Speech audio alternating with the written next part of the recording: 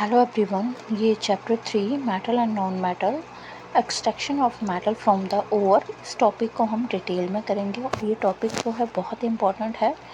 तो ये CPC exam के व्यू से ये टॉपिक इम्पॉर्टेंट है। तो चलो हम इस टॉपिक को करते हैं। फर्स्ट ऑफ ऑल पहले तो है इंट्रोडक्शन यानी most of metal are found in the earth crust in the form of ore, and these ore contain the impurities such as sand, clay and rocks called the gangue. And to obtain the pure metal, and the ore is processed through the several steps like the concentration, roasting, calcination, reduction and refining.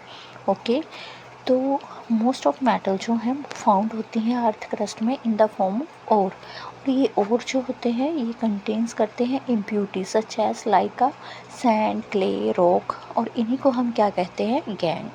And to obtain the pure metal obtain करने के लिए हमें ore is process through the several step, मतलब ore को हमें process करना पड़ेगा several steps में, लाइक जैसे concentration, roasting, calcination, reduction and refining.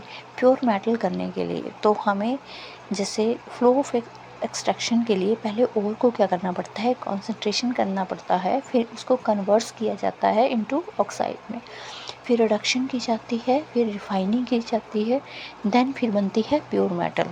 अब ओर क्या है, जो डेफिनेशन है, ore is a naturally occurring mineral from the which a metal can be extracted economically। यानी और क्या है, एक naturally occurring mineral है जहाँ पे which a metal can be, जिसे मेटल में हम एक्सट्रैक्ट करते हैं उसे इकोनॉमिकली।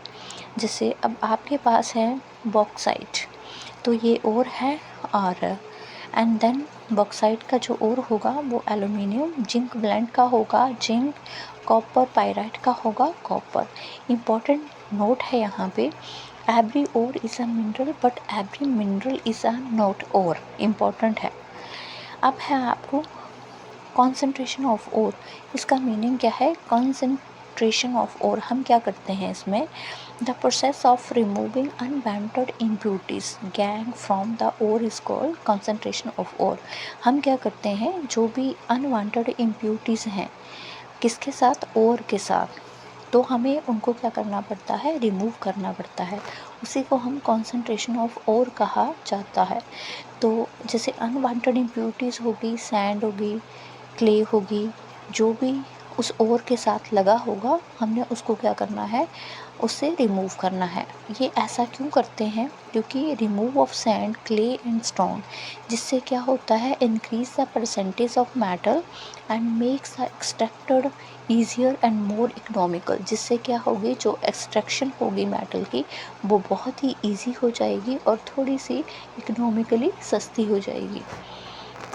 फिर है classification of the metal based on the reactivity.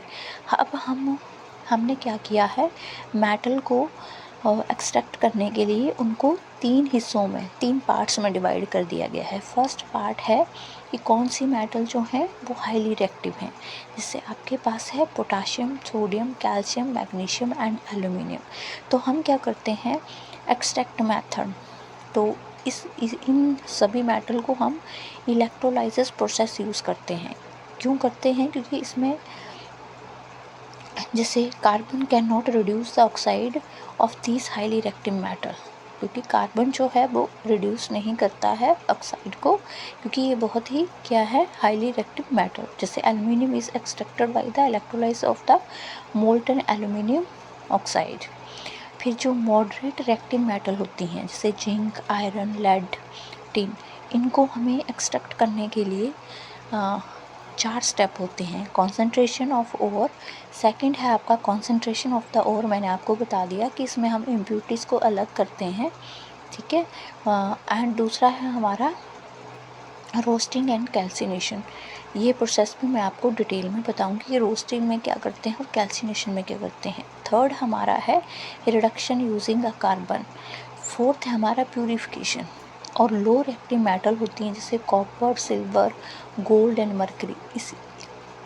In metal के लिए एक्सट्रैक्ट मेथड होता है, this metal is often found in the native state, यानी फ्री स्टेट में होंगी, and they are extracted by heating and then refining.